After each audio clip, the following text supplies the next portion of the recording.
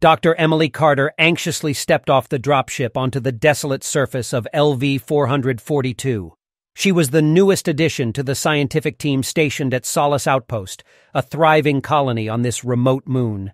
As she gazed at the sprawling compound bustling with activity, she felt a mix of excitement and trepidation. The colonists welcomed Dr. Carter warmly, but an undercurrent of tension was palpable. She quickly learned that a distress signal had been received from a derelict spaceship on the other side of the planet and that people from the Wayland Corporation have already been on site. It was a lot of hush-hush, a sort of public secret that they found things. However, some believed it was an opportunity for scientific discovery, while others feared it as a potential threat. Days turned into weeks, and life at Solace Outpost continued seemingly unaffected. Dr. Carter immersed herself in her work, studying the unique flora and conducting experiments. She formed connections with her colleagues and began to feel a sense of belonging in this distant outpost. However, signs of unrest began to emerge. Colonists whispered about strange noises echoing through the ventilation shafts, unexplained power fluctuations, and mysterious disappearances. Dr. Carter couldn't dismiss these concerns, sensing that something ominous lurked beneath the surface. Late one night, while analyzing her data in the lab, Dr. Carter overheard hushed conversations among the security personnel.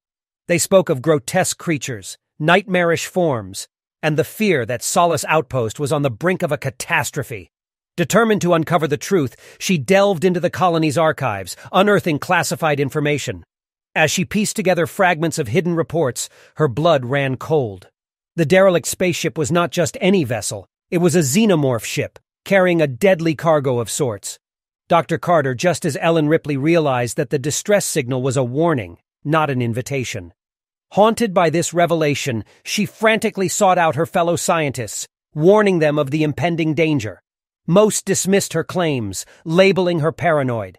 However, a few trusted her intuition, and together they formed a secret alliance to investigate further. With each passing day, the signs became more evident.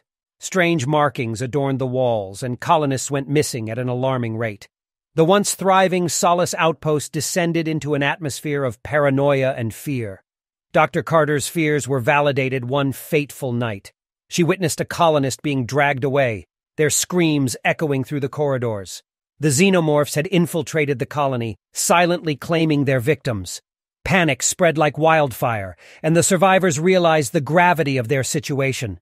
In the chaos that ensued, Dr. Carter rallied the remaining scientists and led them in fortifying a central location.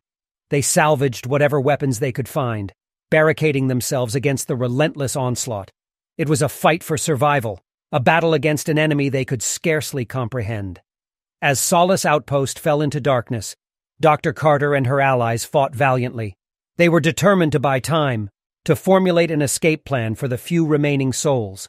But as the xenomorphs overwhelmed their defenses, hope dwindled, and the realization dawned that their last stand would mark the end of Solace Outpost.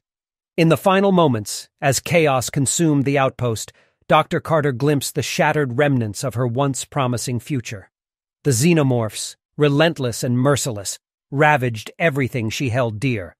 The demise of Solace Outpost was inevitable, leaving only a handful of survivors clinging to life amidst the ruins.